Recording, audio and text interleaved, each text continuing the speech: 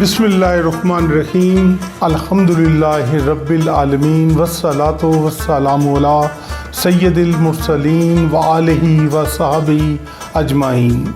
आज हम दरबार आलिया हज़रत पीर सैयद फजल शाह वली रहमतुल्लाह अलैह के आस्ताना आलिया से ये प्रोग्राम को जारी कर रहे हैं। नवा कोट मुल्तान रोड लाहौर में ये दरबार आलिया 600 साल से ये ख़ानदान मेरी जद्द अमजद हज़रत पीर सैयद फजल शाह वली रहमतुल्लाह अलैह जो कि यहाँ पर मकीम हैं, जो दुखी इंसानियत की खिदमत के लिए और ताईदार ख़त्म नबूवत की बात करते हैं और इस पर काम करते हैं। दरबार आलिया पर बहुत से अहबाब सारा दिन आते हैं कि शाह साहब हम बीमार हैं, मुख्तलिफ़ बीमारियों में मुब्तला हैं, हमारे लिए दुआ करें।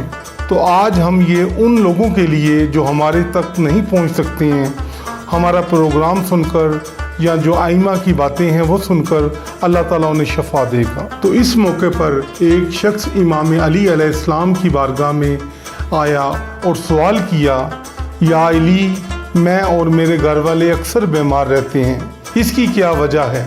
तो इमाम अली अलैहिस्सलाम ने फरमाया, गाय का गोश्त बीमारी पैदा करता है, इसका दूध दुआ के तौर पर है और इसका मक्खन शफा है। तुम्हारे घर में गोश्त बहुत ज़्यादा खाया जाता है और ये वजह तुम्हें बीमार करती है। ज़्यादा गोश्त खाना इंसान की उम्र को भी कम करता है और जिस्म में मुख्तलिफ बीमारियों को पैदा करता है।